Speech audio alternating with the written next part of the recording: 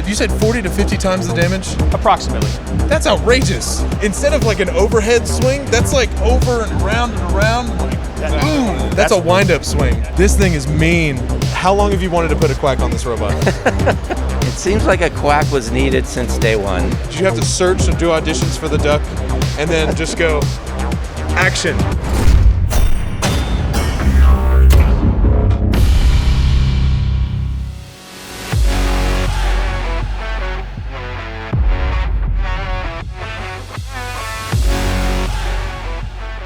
All right, we're here with Season 6 of BattleBots and Team Blacksmith. How's it going, y'all? Doing good. Great to be here. It's amazing. We're so happy to have you guys on. This Blacksmith looks a lot different than the HEXBUG toy we know. What can you tell us about this new Blacksmith? Yeah, this is actually 2 revs past the toy version. The most noticeable difference is going to be the addition of the power hammer weapon. No longer just a standard hammer. Has a spinner weapon. Approximately 40, 50 times the damage potential of the previous hammer, but we retain the fire, so it's still Blacksmith. Dude, you said 40 to 50 times the damage? Approximately. That's outrageous. Instead of like an overhead swing, that's like over and around and around. Like, boom. That's a wind-up swing. That's the magic of kinetic energy. Woo! This thing is mean. How did you guys come to this conclusion of how you were going to change Blacksmith? We knew we had to up the damage, and with the new scoring system, we were just running into situations where Blacksmith was incredibly rugged. We could go 3 minutes. We were having trouble finishing, having trouble doing visible damage, and having trouble winning decisions. Of course. So this was the natural evolution of Blacksmith to add the kinetic energy to the hammer. So we've noticed a lot of social media of the other BattleBots teams around have been playing that they're in Vegas. So what do they give? They make poker chips. So we're like, you know what, this is a good idea. It's like, well, how about we make it a little more interesting? Make our own poker chip that's only for teams that have their own toy. What do you think? Wow. No one else in this building besides toy owners has this. Wow, that's great. Thanks a lot, appreciate that. Absolutely. So you're a very exclusive club. You can walk around. We've been given permission. You can walk around to any of these BattleBots teams and just hold it right in front of them. Just hold it right in front of their face and say, "This is mine." This works out because we didn't get around to making Blacksmith poker chips, but this is better. Hey, you can just display that one. Yeah. All right, everyone. We're here in Season 6 with Hal Rucker from Team Duck. Hal, how are you? I'm doing great. You have showed up this season with a duck that no one's ever seen before. What can you tell me about what's new for Duck this season? Well, Duck is completely new. The only thing that's the same is the wheels. So we've got a completely brushless motor system. Yeah. And the most important change is that Duck quacks. He literally quacks. It is important. You've changed the way the lifter works. Instead of being arms, it's now just all from the bill. That's right. Can you explain to me, like, your thought process behind this change? One thing is that Duck is completely invertible. If we get flipped upside down, he works exactly the same. Whoa. So we wanted to do that with the lifter mechanism. So when the bill opens and closes, it works the exact same way when we're flipped upside down.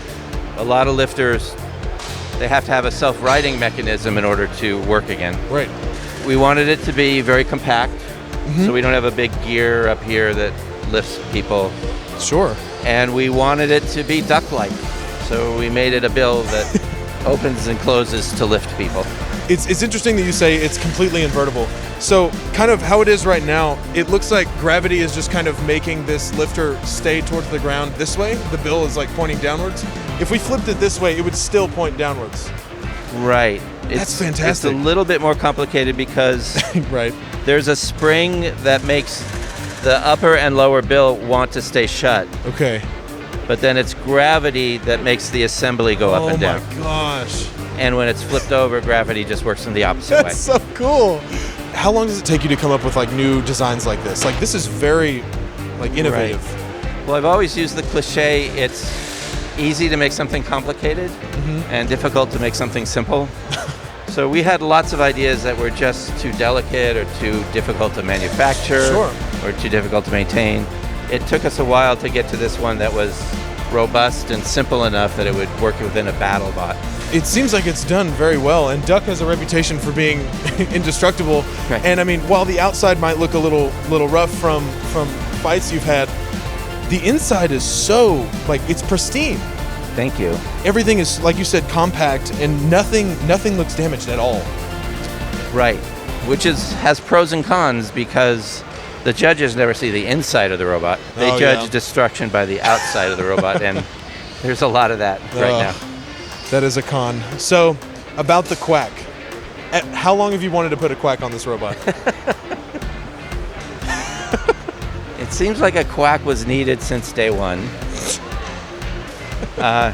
It wasn't as easy as we thought it would be. Of course. But we got it to work. There isn't a lot of space. All the electronics for the quacking are in this box. Oh my goodness. And here are the speakers where the quack comes out.